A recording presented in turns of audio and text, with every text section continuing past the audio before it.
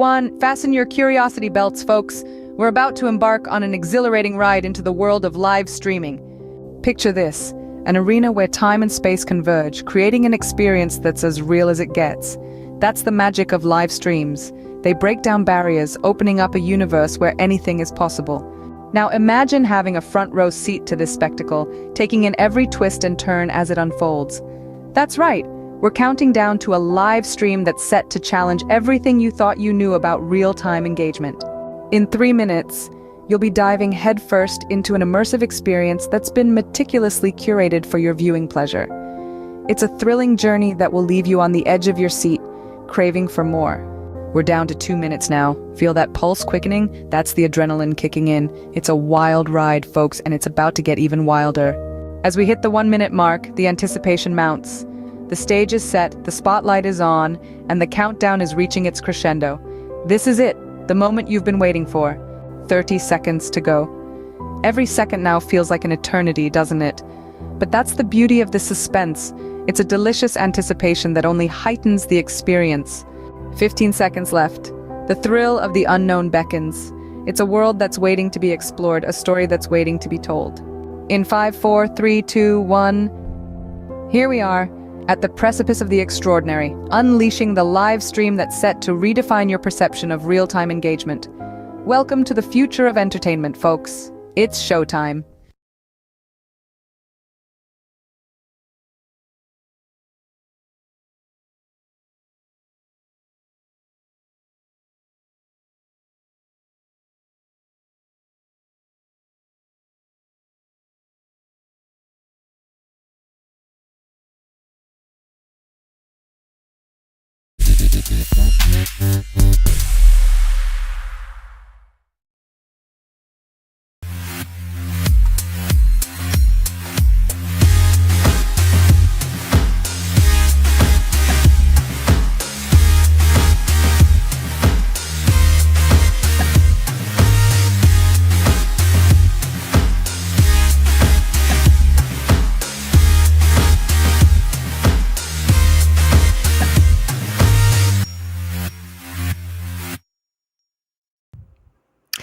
Welcome back, everybody, to another live edition of Man's Night. I'm your host, Jay.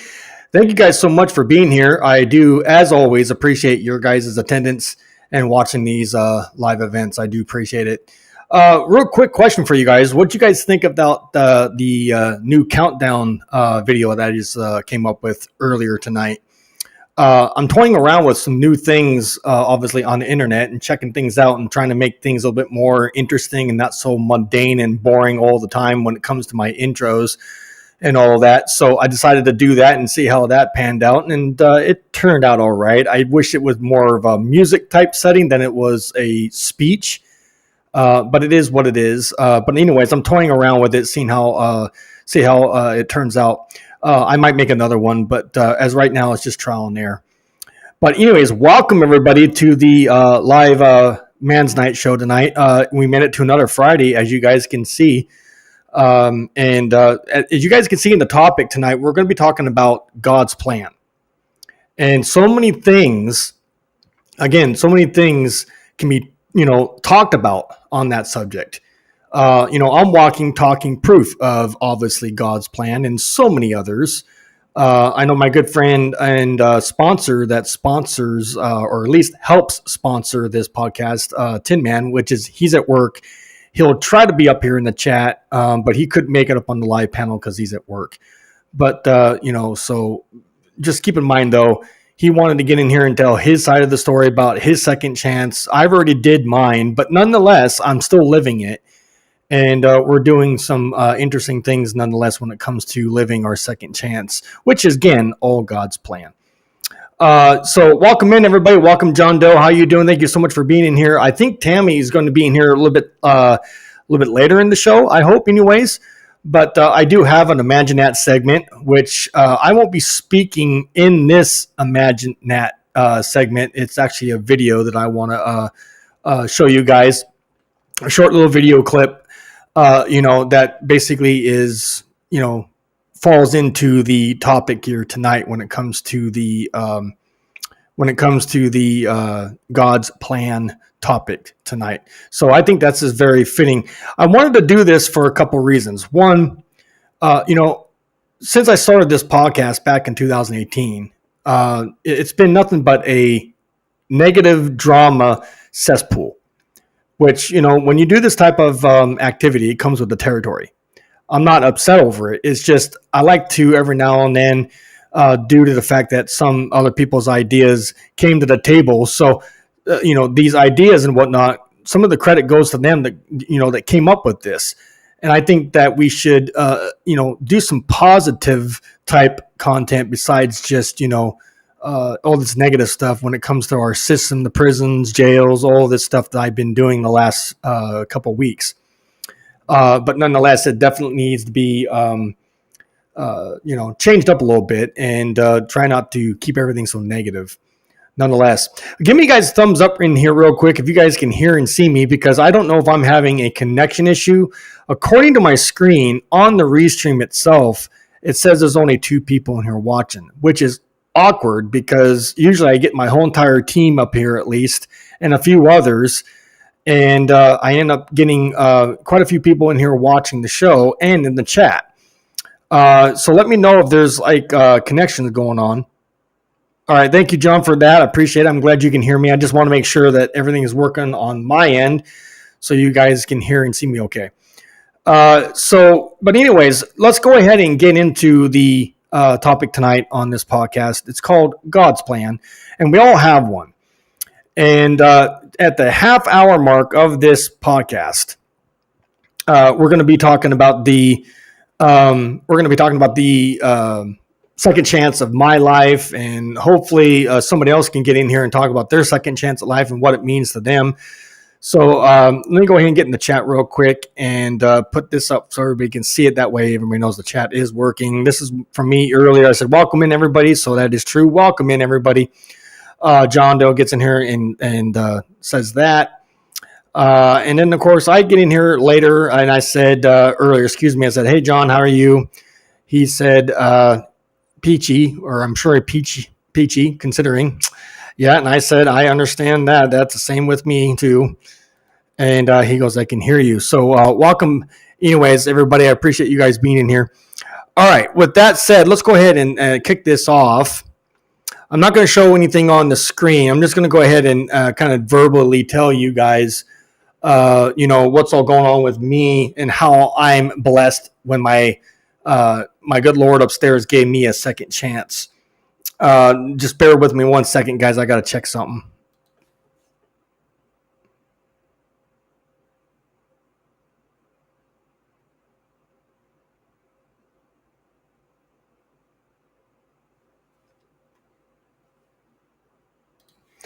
All right, I had to check and see if people can hear me because, like I said, John says he can hear me, but there's only now there's 4 people in here. Good. All right, good. So I'm going to wait for Tammy to get in here. Tammy, are you in here by chance? Please put yourself in the chat. Let me know because I did text you. I wanted to make sure that you wanted to get in here and tell your end of things too if you wanted to. But if not, while I'm waiting, I'm going to go ahead and speak about my second chance and how God gave me that blessing. So with that said, as you guys know, I did a 2-hour special, on my podcast, and you were all involved in it. And I broke down in a lot of details, if you will, when it comes to what happened to me and all of that for this, for my situation. Hey, Cynthia, how you doing? Thank you so much for being in here. I hope everything's good in your neck of the woods. And welcome in anyways. So as you guys can see, Cynthia's in here. Say hi to Cynthia, everybody, please. Anyways, so as you guys know, I got accused of a crime back in 2009 that basically was a set-up job from my father and the local police department there. Hey, Tammy, what's going on? How you doing, Tammy? If you want to pop in, come on up. We can do this together if you want. But nonetheless, if you can't, that's understandable. But anyways, welcome in, Tammy. Good to see you. So with that said, basically I got accused of a crime that I didn't commit. And I ended up, Tammy's coming in now. How's it going, Tammy? Hi, I was sorry. I was helping another lady that tried to get all her stuff set up. Her son and my husband are now officially cellmates. Oh, And that's my great. husband, the terrible person that he is, uh, he wrote me and he said, please call this number and this number, or text them. He said text them. My Mhm. cellmate's trying to reach his mom so that she can fund his stuff, and she might be having trouble. Can you please help her? And me Right. being the terrible person I am, Yeah. I texted her. And so I've spent the last hour on the phone. She said, can you please call me? And she's elderly, and it's hard because you just Right. don't know how to do that. And it's going to be a long time. Her son has got a life sentence. Wow. And so Well, it's very hard. you should let her know that from Inside Out's here for her too if she needs to know I about it. will. So, I told her about us, and I told her I shared our song even though it's not put to music and it's not out there yet. She mhm. said that is the most wonderful ideal. She's a black lady. She said she's so tired of seeing so many people entrapped in such a corrupt system. But one thing we talked about, which centers around the subject tonight, is she said she hopes her son finds God in there. Right. Like Well, that he needs that. I said, well, then God put him with the right cellmate. I said, because my husband goes to church every chance he gets, and God found him in jail, and God saved his life. He did. So, yeah. No, I mean that's. I'm glad you brought that up because that's the topic tonight. yeah. Um, because people say every time, and I get this all the time, and I don't know if you've ever heard of this before, but when you get people that never been in jail or prison, you get this conversation piece going where they say, "Oh, you weren't in God when you were on the streets, but you get into God when you get locked up." It's just it's ironic. It's funny how it works like that, but. And my response to something like that is pretty self-explanatory. It's like, yeah, because the worldly things out here in the world get us caught up and taking us away from God Himself or Jesus Himself. So when you get locked up, all the worldly things that you knew on the street are gone, and that's all you really have in there. So basically, in a sense, when you take all the temptations out of the way, what else do you have left now? So I think that's, people don't understand that. But go ahead, Tammy. Well, here's the thing, and I've never been to prison, but Hmm. God came to me in my darkest hours. That's Hmm. when God comes to people. A lot of times we can't see the light until all the darkness is we're enveloped in it in Yeah, such a amen. way that we've hit rock bottom, and then we're sit Hmm. there in the dark, and then we see this little glimmer of light, and then we're like, oh, wait a minute, I'm not in the dark, somebody's here with me. What's Correct. going on? And you wake up to that. Hmm. um a lot of people try to cope and self-medicate in Correct. different ways, shapes, and forms. That's something that the lady and I were talking about. She's a really wonderful lady too. But we were talking about that, about mental illness and drugs and addiction and just everything that's out in the world. Look at alcoholism, for example. What Yeah. is AA rooted in? It's a major temptation, isn't it? But It's it's a it's addiction. and it's illegal, and we push it down people's throats Hmm. for centuries. And the thing is, people use things like that to self-medicate, and it doesn't take care of the issue, because Correct. not we're not getting to the root of the problem. Correct. And so, we find faith, and who cares if you find it after you get in prison? My Yeah. husband went to church before prison. He believed in God. He's always been a Christian. He's always believed in God. Hmm. But the thing is, God couldn't come to an alcoholic Hmm. because he wouldn't let him in. God was there. He's always been there. Hmm. Rick didn't recognize him because he didn't see it. John Doe said it's rooted in humanism, Mhm. AA, Hmm. and so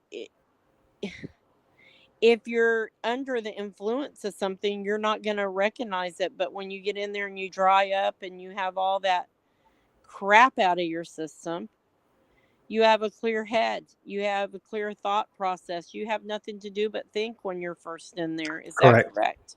Correct. And when you're out in the world, you're dealing with all the worldly problems and all the Mhm. worldly temptations and all the worldly BS. Yeah, because it makes you realize. It makes you realize when you get in prison. It's weird how, because it did it. It did it to me. I'll admit it. You find things that you didn't see when you were out before you got arrested. It's hard to explain it. It's like you're so blind. God was there the whole time, but we never really did anything with it or with Him. We get caught up in so much of the temptations and the hype and the everything in the worldly world that we totally ignore Him until we get arrested. And all of a sudden now, you become part of His life, if that makes any sense. Yes, it does. It absolutely does. And there's a lot of things that it's comforting to know that God can see us in our worst shape or worst form. He knows our thoughts. Think about that. Just for just a hair of a moment, think about when you were a small child and you did something wrong and you thought about the wrong thing you were going to do before you did it. Say it's stealing a piece of bubble gum or throwing a rock and it hit a window and you didn't tell on yourself. Little things that kids do that are just kid things, right? Correct. Or you hit your sister hit you, or whatever that little thing was. Um, you know, God knew it before we did it that we were going to do it because we were Right. thinking about it in our brain. So God Well, has seen every ugly thought we've ever had, and He still loves us right. And that's why He put you in there. unconditionally. That's why He puts you in there, so He can wake you up. Yeah, it's an awakening of Mhm. your spirit, of your soul, Yep. of Well, your and again, true self. it's in Scripture, I believe. I can't quote it, but it's in Scripture where He will give you. He will give you, testing or test of life, but He won't give you too much that that you can't handle. Basically what that means is He'll give you all of these trials and tribulations and struggles, but He won't give you too much where you can't handle it. I No, believe and everything. sometimes have you ever thought back and looked at your life, like even right now, especially you, Jay, that you've been in and now you're out and living life, and it may not be the ideal of what you would love it to be, but It you're could be out. better. It could be better. Yeah, but you're out, right? I mean, you're out and Correct. you're breathing and you're not eating that prison food anymore and you're not where Yeah. you were. Do you ever look back and go, man, I survived all that? Yeah. Well, And I you didn't think go, I was thank going to. I God, wasn't a very, if I may, I didn't think I was going to though, from a human right? perspective, because I was in a very dark moment in my life when I was locked up. I was so Yep. depressed. I mean, I basically cried myself to sleep, missing my family, missing my kids. What did I do to deserve this type of thing? And then putting all the pieces together and made me realize that, my own father and everybody else that put me in there is the one that did this and caused all this. So, but then yet I didn't understand it then. I understand it now. I was put in there for a reason, but I didn't know what the reason was. So now that I feel that I get it now, I'm blessed. I'm out and living my second chance. Yep. That's the thing. Knowing the blessings when they come. Mm-hmm. Correct, John Doe. What did he You're say? apt. Satan can also use prison as a means to burn the shaft. Yep. Absolutely. Spot on. But so What I was saying earlier in the beginning portion of this podcast is that I'm actually walking, talking, living proof of God giving me my second chance at life. This is God's plan for me. God's plan is to obviously let me have my family in my life, my kids in my life. And if you guys have probably seen here recently, I just uploaded a new video, which I'll probably show you guys here tonight, just for some positivity and put a smile on your guys' faces. That I have some ducklings in my family that are now just involved, I guess. I might show that video. I might show that video, but That'd be cute. yeah, but I truly believe that I was put through the ringer, I guess you can say, and then I prevailed. I am walking, talking proof of my second chance being given to me, and I'm living it. Even though in some circumstances, ladies and gentlemen, I do have to walk on eggshells. If I don't do this right or don't do that right, I could get myself hemmed up and back in prison again. So it's corny, but it is what it is. Cynthia said this real quick. I believe God gives his toughest battles to his strongest warriors. Absolutely. What do you think about that, Tammy? Cynthia said that. I do. I do. I really Thank you, do. Cynthia.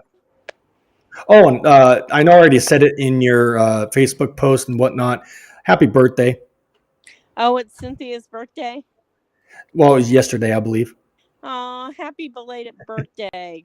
Yeah. So I know I said it to her before, but I wanted to clarify it again on here too, just so she knows she's recognized. Oh yeah, So, we love her. I love her to yeah. death. We all love Cynthia and have a buttload of respect for I her. love everybody in here. I really do. Well, I do We have too, a but great group. Cynthia is another walking, talking testament of going through hell and back, and she's been through a lot, and she's survived, believe it or not. So she's one tough cookie too. So I got a lot of respect for her.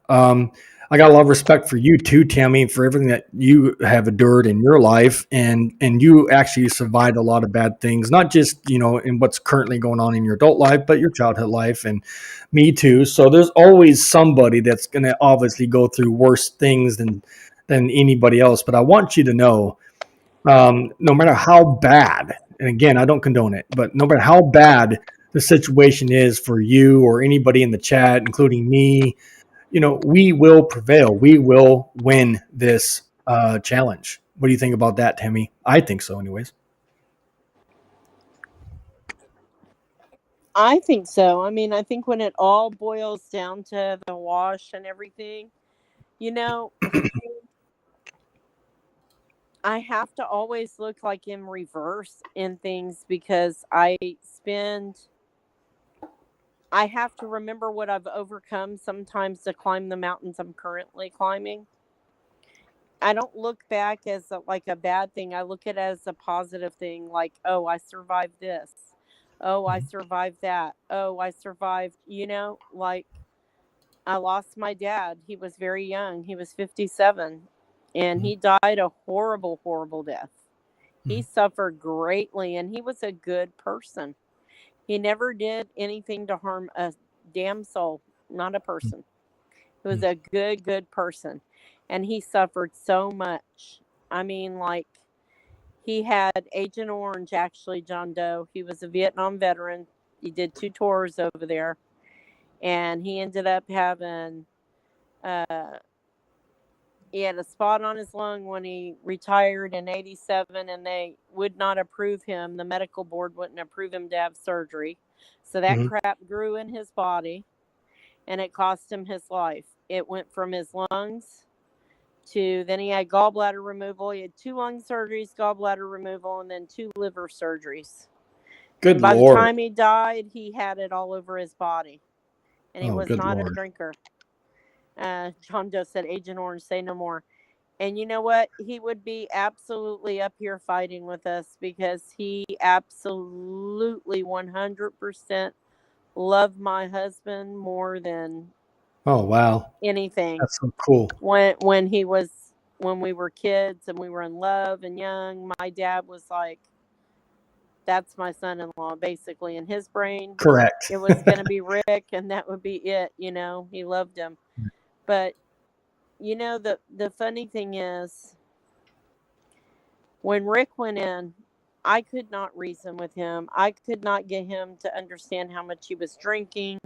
The Right. trial was making him more and more, the closer it came, the more he drank, because he felt like he wasn't represented. He felt like he wasn't getting what he needed, and he figured if he could bury himself in the alcohol, he wouldn't have to pay attention or do anything about it. He had no Right. more fight in him. 6 Right. years, he had no more fight. It was Wow. gone. And so when he went in, he actually at county, he went in on a Friday morning. He had not eaten. He didn't get any of his diabetes medicine. So there we go, blood sugar, all that, right? And he Wow. had been drinking probably a gallon of vodka every 3 to 4 days Oof. That's for I bad. don't know how long. Okay. And so, That's a hard stuff too. yeah, I mean, he drank straight up vodka, nothing with it. I can't do And that. I can't do it. I couldn't either, but he did. And so when he went in on that Friday, he had enough alcohol in his system to go through Saturday and Sunday. Sunday evening, he kind of acted kind of strange. And I was like, oh shit, here it comes.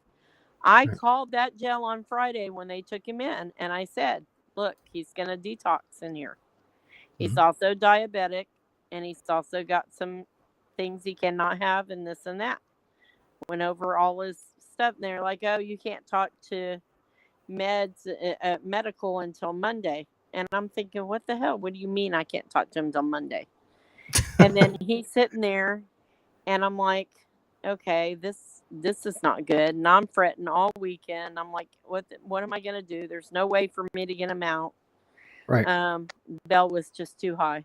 And then they turn around. Monday he calls me. I swear to God, we're all gonna get T-shirts in honor of him when I get him out of this mess. I'm And it's down. out. We're gonna have T-shirts to say Tito's, Fritos, and a slice of pizza. That man called me on Monday and said, I quote you, I'm not kidding. He says to me, so when is my Tito's getting here? And I said, Rick, do you even know where you're at? He said, yeah, I know where I'm at. I said, well, you're in jail. In jail, they don't allow you to have alcohol. Did you forget that? He's like, well, then just bring me my special water bottles up here. They'll let me have them. I said, no, they won't. Look, And then if he's wanting mad, alcohol, if he wants alcohol, there's Pruno. and then he was like mad, and then he was like hung up on me, and then he calls me back. I'm sorry I hung up on you. I shouldn't have done that. And he's never ever hung up on me in 40 years. Wow. Then he says to me at the very end of the night, he says to me, hey, he says, I want you to do something for me. I said, what? He said, I want you to order pizza for the jail. Just order everybody pizza. And I said, Rick, they're not going to let me order pizza. He said, babe, he goes, hang on a minute. And he put the phone down, literally sits the phone down and goes, and I hear him telling the guard, the jailer, that he wants to order, that his wife's going to order pizza for everybody. Then he'll get him a pizza too for all the guards. Oh no. And the jailer is laughing and telling him, no, you're not having pizza. No. And then he calls me, he gets back on the phone. He says, man, this guy he's just strict, man. He said, hey, we ain't going to have no fun tonight. And then that was the last phone call we had. And then 4 weeks later, I'm finally able to talk to somebody that's not too. He was still pretty messed up, and then they over medicated him on Halidol. And then we went through that round. I mean, you know what? But the whole point is he had to go through all that process. And because they don't take care of you in there, he should have been in medical Monday. He shouldn't have been calling me all day on the phone asking crazy stuff and them laughing at him. He should have been in medical. You know what I mean? Like, in all honesty, he needed help. He needed to be in medical. But wow. He got with God not too long after all that episode. Yeah, no, he didn't get any hooch, Cynthia. They took him straight to. He was in med-seg for 4 months. 4 long months. Good job, Cynthia Hooch. Yeah, it gets made in there, believe it or not. I did a short video on Yeah, that he too. didn't get any. Yeah, he didn't get any. And I told him when he got to prison, he better not even think about it. He'd be having some, no phone calls. Yeah. I bet he wants to talk Oh, to me more than he wants Hooch. I promise. my good friend Curtis is up here. How you doing, Curtis? Thank you so much for being in here. Good to see you, my friend.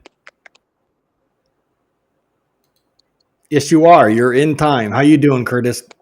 If anybody wants to come up and tell their story about how God helped them, has helped them in their life, we can do that in the next half hour because right, the next portion of this podcast is where everybody like you, Tammy, and everybody's like that can get in here and do a quick story on how their second chance is doing and whatnot. So yeah, come on up if you want to have your voice heard for tonight's topic about God's plan and all that.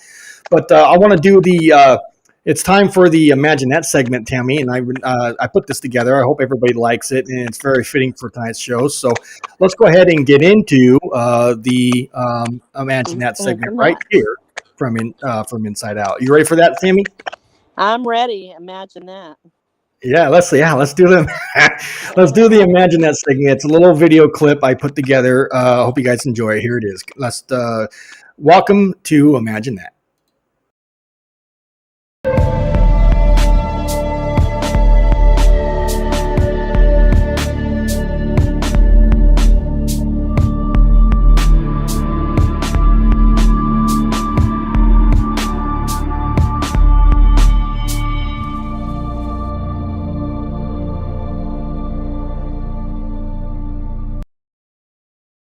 Concept of second chances.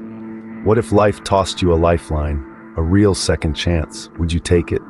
Once upon a time, in a tiny hamlet, lived a man named Sam. Sam was a carpenter by trade, a man with a golden heart, but he had a weakness: gambling. His addiction was so intense that he lost everything: his home, his family, and his self-respect. His life was a shipwreck, and he was drowning in his own mistakes. One day, in the depths of his despair, Sam found a stray dog, injured and whimpering by the roadside. Something stirred within him. He took the dog home, cared for it, nursed it back to health. In the process, he discovered a love for animals that he never knew he had. Sam started to change. He stopped gambling and started working more. He used his carpentry skills to build shelters for stray animals. His home became a sanctuary, a place of refuge for the voiceless. The man who once had nothing now had a purpose. He was given a real second chance at life, and he took it. The tale of Sam is a testament to the power of second chances. A man who was lost in his vices found redemption in the most unexpected way. His journey was not easy, but it was worthwhile. He turned his life around, not by chance, but by choice. In essence, life is a series of choices. Every decision we make shapes our destiny. Sometimes we stumble, we fall, we make mistakes, but therein lies the beauty of life. It offers us second chances, opportunities to correct our path, to make things right. Remember Sam? He was once a gambler, a lost soul, but when life offered him a second chance, he didn't squander it. He embraced it, turned his life around. Today, he's a beacon of hope, not just for the animals he rescues, but for everyone who knows his story. In conclusion, life is generous. It gives us second chances, but it's up to us to seize them. Second chances are not mere do-overs. They are opportunities to grow, to learn, to change. They are life's way of saying, try again. You can do better. So think about it. What would you do if life gave you a real second chance? Would you take it? Would you make it count? Because remember, in the grand scheme of life, it's not about the mistakes we make, but how we rise from them that truly defines us.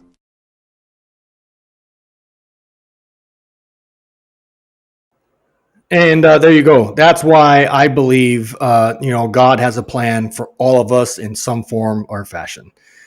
And that's another great, and then another example of Imagine That.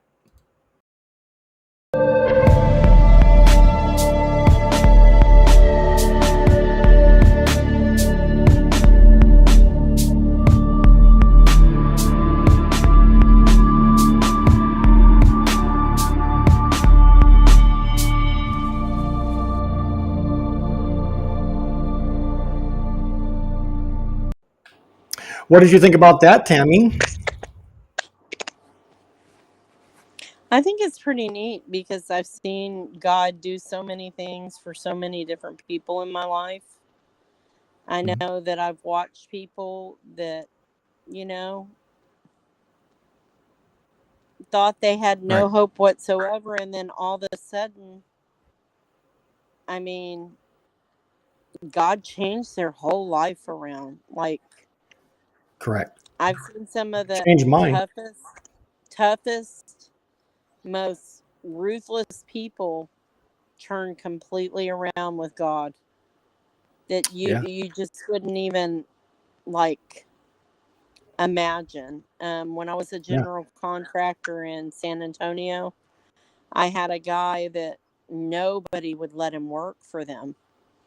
He had tats all over his face. It would scare the bloody living hell out of you to look at this Yeah. guy. He looked like he could just rip somebody's face off, and he probably has done that to some people.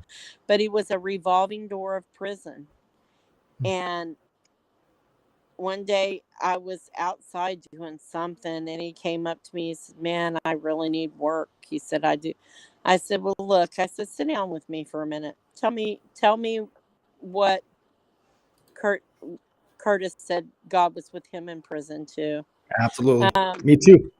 I said, "Tell me your story," and he told me his story and everything. I said, "Well, have you ever thought about just giving it to God?" So I'm going to tell you all a really neat story that I learned when I was probably in my early 20s. I think I was about 22, 23. Mhm. I was doing an internship at a substance abuse place. Mhm. And so I was telling this guy about it. And I ended up hiring that guy, by the way. And he did really well for me while I was in San Antonio. Um, what do you call it? So this counselor at this, he was a psychologist at the, wasn't a halfway house, it was inpatient treatment. So people Mhm. would detox and all that. He had this coffee can on his desk in his office, and it said God can on it. God can. And so he would tell them, whatever you can't handle at this moment, the worst of the worst, whatever it is, write it on a slip of paper and Mhm. stick it in the God can. Just give it to him. Give him that burden, give him that thing. And I think that that's a good lesson, especially I can't even imagine in prison that you have to, It's hard to you do know, when you got so much pride. it's really hard. It's hard to give yourself to somebody else that, because it knocks down, how do I say this without sounding all weird? It's a prideful thing. So we have so much pride that we cannot admit certain things, if that makes any sense. So that's a lot of it. I think sometimes it's looking at the harsh reality of what you did to yourself. I mean, like me, for example, I had to look at my screw ups and the things and the person I'd become, and I had to look at Correct. myself, and I was disgusted with it. Mhm. And so that was a hard thing to come to say, you know what, I did this wrong, I did that, and I knew better, but I did it anyway, and I was selfish or whatever it was that, the crime sometimes may not fit what the person is in there for, but maybe some of the other actions that led up to that point in time with some people. Correct. I hope that, sounds right. Like my husband, he was a womanizer and a cheater. And and he will be the first to one to say that, you know what, I didn't do what I'm in here for, but I did do some moral things that weren't right. I didn't think about others people's feelings. I was only doing what I wanted at that moment, living in the moment from moment to moment to moment, instead of taking a step back and seeing all the damage, Correct. the scorned women and the people's feelings that were hurt that shouldn't have been. Yeah. And Curtis gets in here and says this, and I have to understand this is his, like me, I felt the same way, believe it or not, probably not as deep, but I still had the thoughts and whatnot. Curtis said this earlier. I didn't desire to live while in prison. Most people get like that. And that's a true thing, not because it's not because we are deliberately thinking like that, if that makes any sense. It's just we get in that dark area where you don't think there's going to be a life anymore while you're in prison. So it really depresses you in there. Depression is a major thing in prison. Absolutely. And then he gets back in here and says this. My good friend Curtis, he's my buddy. So he's gone through a lot. We've had a lot of serious private chats. I got a lot of respect for him nonetheless. Anyways, he said this: I need to start a biography of my complete life. I'm down. I'll be your cameraman. I mean, I'll figure something out, but I think we all should do our little biography. I like that. But he did get back in here and say, so I guess I'm getting stronger. You absolutely are. And then this is the reason why I'm talking about it, because he says, just ask Jay. And I just said, but Curtis says this. Curtis said this. Tam, were you locked up before? So Curtis, I got a question for you, Tammy. I was not ever locked up, but I will tell you one thing about me. I was locked up in my own prison in my own mind.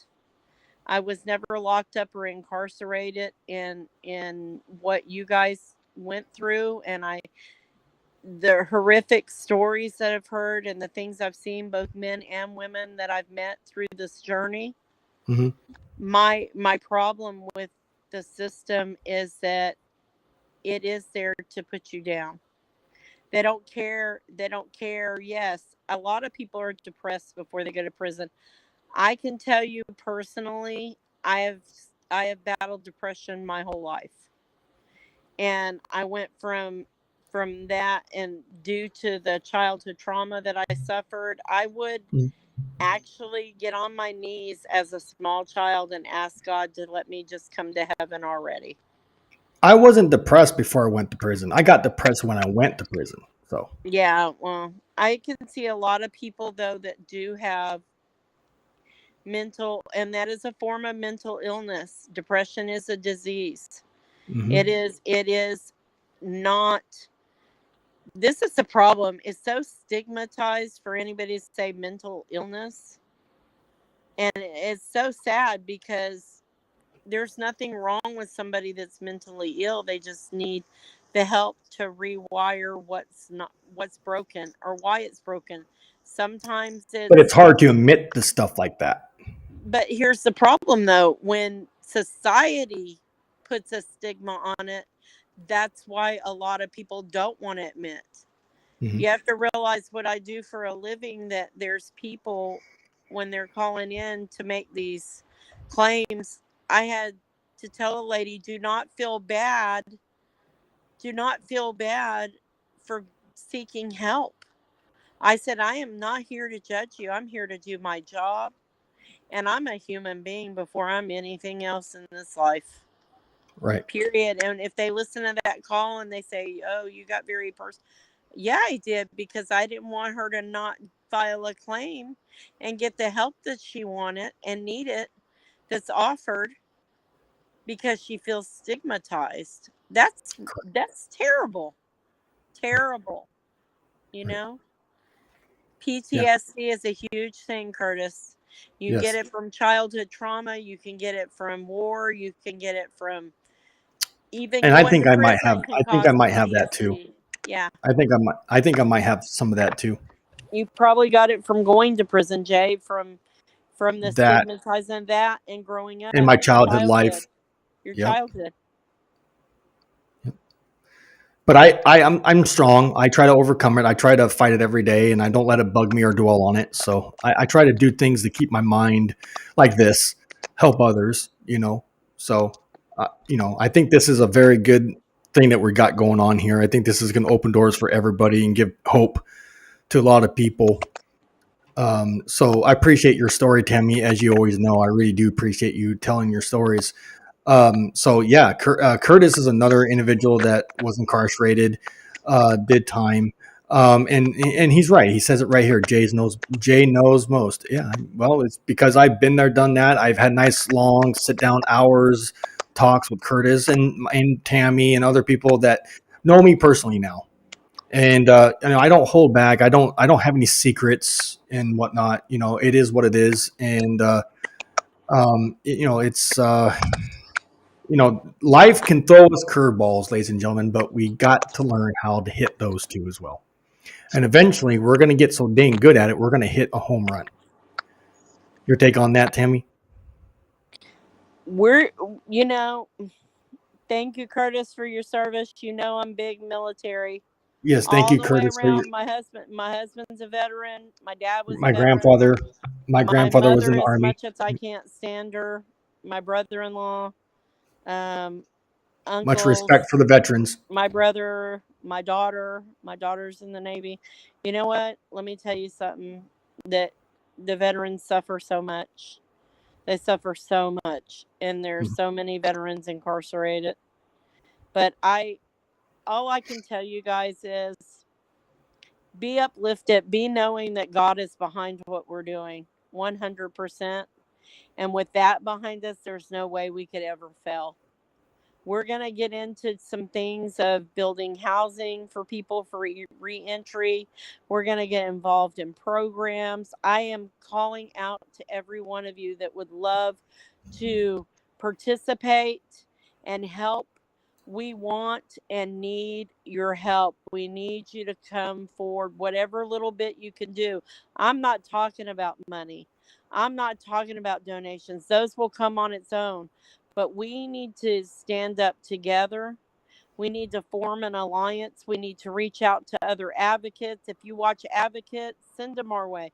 We want to create an army of people that are human, that give a shit, that want to do what's right, that want to bring God and life and love into this darkness. Yeah. We Well, have so much power together, all of us. We really do. I well, our promise you voices, guys. our voices, your voice, everybody's voice in the chat, everywhere around the country, everybody's voice is very powerful. And like with you, I want big plans too. I got big plans in my head. I just don't know where to start. And of course, funds is always a hiccup. I want to, start a tiny home thing like you want to start a tiny home thing and get these people to have a place to live when they get out. Give these people some really solid hope. And but it's a dream right now, and until it becomes reality, I can sit here and just keep talking about it. But I'm hoping that eventually, somewhere along the line, I can come up with this idea and put this plan together and get this thing a reality. We're going to make it happen. I'm telling you right now, I'm working very, very fervently, very hard. Every person I meet, everywhere I go, Jay, I don't know if you know this, but this is just me and how I am. For some reason, when I go places, like I go to the grocery store, I'm standing in line. I tell everybody about prison injustice. I was in for Pete's sake, you're going to laugh. I was in the Walmart bathroom, and this beautiful young girl was there. And I said, "Oh my God." I said, "You look a lot like my daughter. She has hair just like yours." Just exact. She goes, "Really?" I said, "Yeah." I said, "She's 31. She goes, "Oh, no, you don't have a 31-year-old daughter." I said, "Yes, I do." I said, "She's in the Navy." She goes, "Oh my goodness, I want to go in the military." And I said, "Oh," I said, "Really?" I said, "What are you wanting to do?" And then we just kept talking, and then we ended up talking about prison. And I Wow. told her. It's amazing. And You're I planting told her the seeds. truth. Uh-huh. You're planting seeds. Yes. And I go to the laundromat and I see two young people sitting there, and I start talking about prison. I don't care. Everybody needs to know. I will shout it from the mountains to rooftops. They'll drag me out of Texas and probably hang a noose over a tree for me by the time I'm done and my song and my video gets out, which is a Right. whole nother can of worms. But Right. I'm going to tell you what, I will go out speaking my truth, and everybody that's incarcerated in this country unjustly, their truth, and then the ones that are in there because they're guilty of stuff that are being abused. I Yeah. will speak their truth till I can speak it no more. God sees what's going on, and he said enough. Yeah. Absolutely. And just like he spoke to me that I needed to do something, I have to. Right. Who denies God when he truly is speaking to you and says, this is the path that you're on. You're going to help people. Yeah.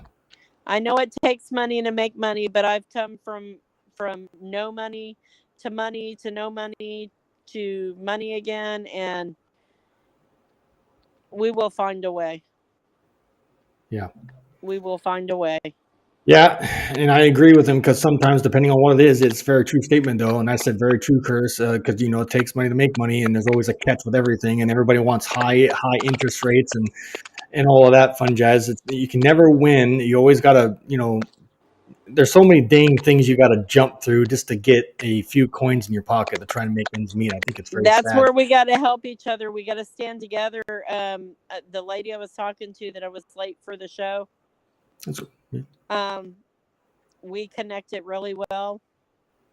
And as I'm talking to her and she's telling me her story, she has 2 sons. One spent 17 years and now this one. Wow. And she's lost so much. She's given her children to this corruption. Give her, if you can, give her my contact information. I will for sure. And I told her, and maybe she'll come and speak. But she was like, I told her, I said, you know what we need to do? And I don't know why the epiphany came. I read her my song to inspire her and let her know that people out here see the racism and the injustice, what mothers go through. And I told her, I said, let me tell you something. I said, I've had enough. I said, have you had enough? She said, yeah, I've had enough. She said, us people out here, we're getting tired of it. I said, you know who else we need to make tired of it? And I might ruffle a few feathers tonight, guys. Sorry. I have a tendency to do that. You're good. The pastors, the priests, the preachers, the deacons, all those people, they need to be tired of it too. Because I remember a Jesus that walked this earth, this very earth that we're on. And the people he walked with were prisoners. Yeah. They were prostitutes. They were sinners. Wow. He did not walk with priests or saints or men in robes. He walked with sinners, prostitutes, people that are not murderers. People One that of them were not was a murderer. Yeah. Did you know that? Imagine that. Yeah. One of our prophets that we follow every day was a murderer. John the Baptist spent more time in prison than any of them. Wow. Look it up. Spot on, Tammy. We're getting at the top of the hour. As goddamn, time goes by fast, doesn't it? It did. You should show your ducky video, please. Yeah, that's what I'm going to do right now. Good, you read my mind. Look at you. Ladies and gentlemen, I want you guys to please give a nice warm welcome to my little family that I have in my my house now. They're just so hyper, and of course they're kids. But check out this, guys. I think you guys will love it.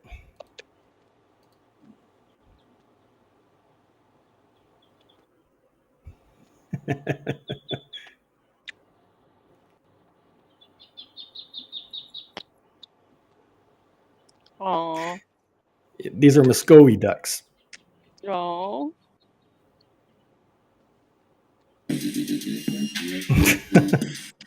Y'all got y'all little baby party over there. So we got our hands full. All the kids are loving them, aren't they? Oh, my daughter is just tickled pink. She's playing mommy now. So. Aww. But that's how we like to live. We like to live on a farm and have farm type life. With just my family, my wife, my kids, we're all into that kind of stuff. So that video is up on my channel. If you guys want to see it more of it's all there. Go view it and put a comment and let me know what you guys think of that video. But nonetheless, life can throw us curveballs, but man, life can keep us busy too. And that's definitely a blessing in disguise. So any closing arguments, Tammy, before we bounce out of here? No, there was something I wanted to read, and I'm trying to get to it. I'm sorry. Y'all give me just 1 second. No, you're good. Okay, so I want y'all to think about what's going on, Redeeming? So, remember those in prison as if you were their fellow prisoners. and those who are mistreated as if you yourselves were suffering. Hebrews 13:3. Mm-hmm.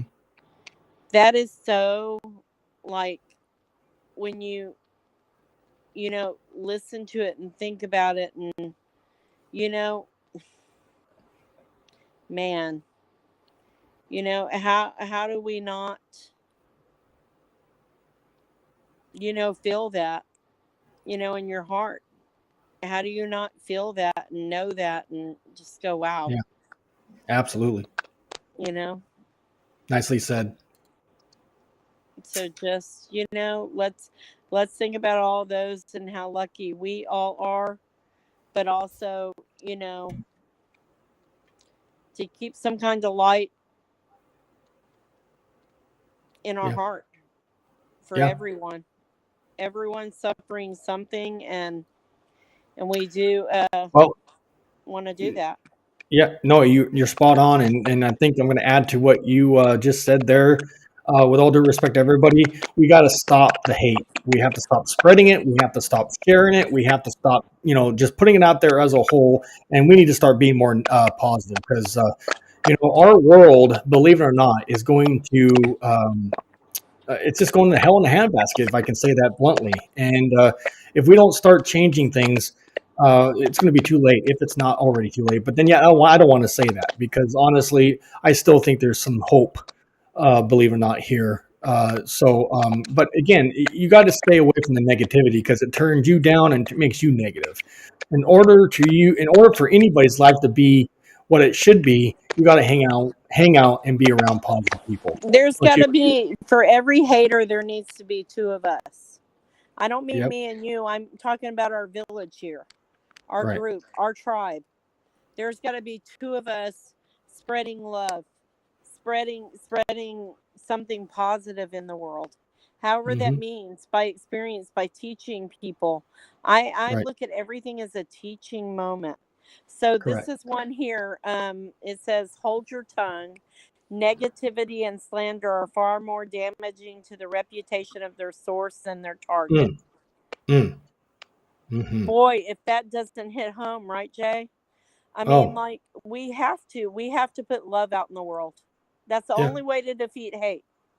It's absolutely. the only way, Curtis. I know Cynthia knows. We've had this, me and her have had this conversation about loving our loved ones. Yeah. So, I love You all just of got to you. learn. Love We and all light to got to learn more. everyone. One of the key things, Tammy, for everybody in the chat and everybody here on this live, we got to learn more patience. I'm one of them. We got to learn more patience. We got to learn. Not my We virtue. got to. We have to learn this stuff because we'll never get. We're not going to ever be perfect, even though we try No. to shoot. But just be yourself and start hanging out with positive people. Because then, if you hang out with negative people, it'll just bring you down. So get rid of your negativity. But I'm going to close out with that. Thank you again, Cami, for being in here. I do appreciate you, as you know.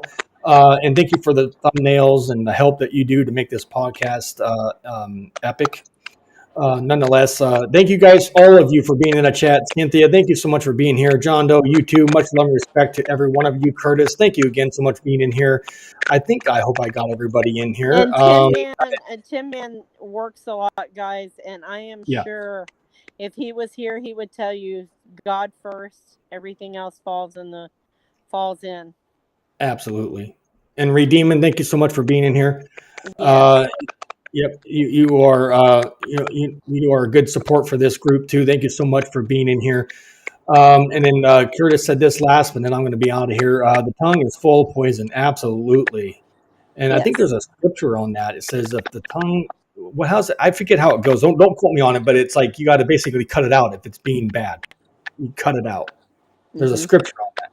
Can't remember how it goes. But anyways, with that being said, ladies and gentlemen, thank you guys so much for watching another epic Man's Night. I'll see you guys next Friday right here from Inside Out Network. Good night, everybody. Take care. Peace. Good night.